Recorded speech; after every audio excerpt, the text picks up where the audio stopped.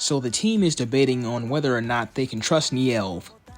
While Gavv himself is shackled and prepared for execution, but alas, the president needs him for one last project. Shoma tries to go save him, but he's unable to open any of the portals to the Granute realm. So he ends up going with Sachika instead to get some snacks to lift his spirits. Hanto, on the other hand, is upset that Shoma would even consider working with Gavv given what happened to his boss. But Laki was able to talk him down, knowing that Shoma had good reasons.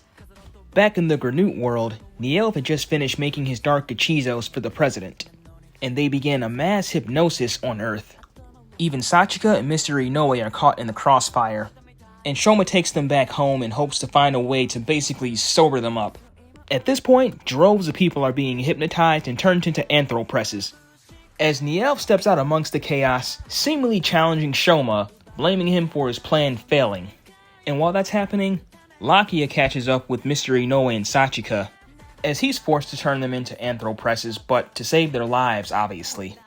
But then Jeep steps up to try and take them. Back at the main fight, it turns out it was all a ploy for Gavv to try and assassinate Zedudak again, as he attempts to detonate all of his dark gachizos, but the button ends up being the bomb, and it kills Gavv on the spot, showing that Zedudak did anticipate his betrayal. So I like how this episode kind of leaves Gavv's loyalties up in the air, as we don't quite know what side he's on at this point, cause our main characters don't know whether or not they should trust him. And the president definitely doesn't trust him. And he doesn't exactly go out in a blaze of glory, but hey, the Stomach family's been dropping off like flies at this point, so I don't know what to tell you.